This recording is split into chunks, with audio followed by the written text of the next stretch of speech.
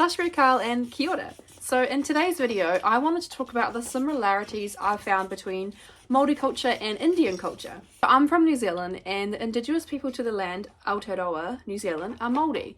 I'm also married to an Indian, and I've visited India. So here are some of the examples of similar practices I've found in each culture.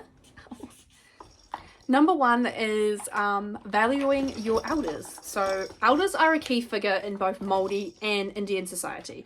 The elders make sure knowledge and traditions are passed down through generations, like the younger generations. Looking after your elders is also really important in both cultures. In India, you actually greet your elders by touching their feet as a sign of respect. Another similarity I found is hosting guests. So in Māori hospitality, it's so important that you make your guests feel welcome. This is also the same in Indian culture. So you never want anyone to leave your house thirsty or hungry.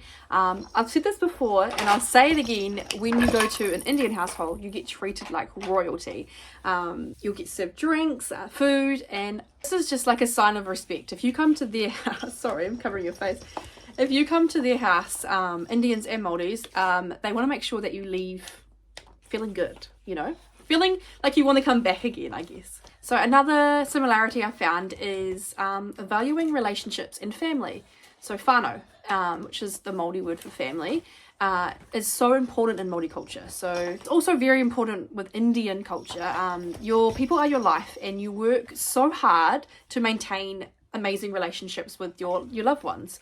You grow and you thrive together. That's for sure. This is actually something I've really missed being with my husband. I didn't realize how much I was wanting to be part of a community. Like we go to the good wada. It's really cool to have an amazing community and a sense of belonging, if that makes sense. That's one thing I've really enjoyed being married to my Indian husband. And of course, like performing arts. So one of the ways in which Māori keep their language and culture alive is through kapahaka. You might have, sorry baby, which one do you want? This one. If you watched an All Blacks game, which is our rugby team in New Zealand, you would have seen the haka being performed. So it's a way for Māori to express like their culture, heritage and language through song and dance. Of course, there's a lot more meaning behind it. Like if you've ever had the opportunity to witness firsthand the haka, you will know it's such an emotional experience, like especially if it's at a wedding or a funeral. You just feel so emotional. Like there's so much heart and soul put into whoever takes part in the haka. Indians also express themselves through dance, from like classical traditional dances to like contemporary style dances. You know, dancing is a way to communicate emotions, tell stories and connect with others.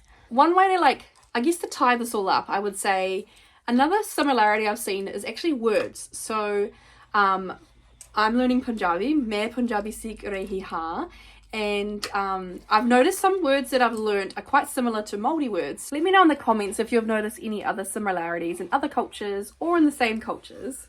And of course, if you like this video, please make sure you give me a thumbs up and subscribe to my channel. You can find us across all social media platforms, YouTube, Facebook, TikTok, Instagram at The Verks NZ. Ciao tike and ka kite. See? Similar sounds, which means bye. Ciao tike.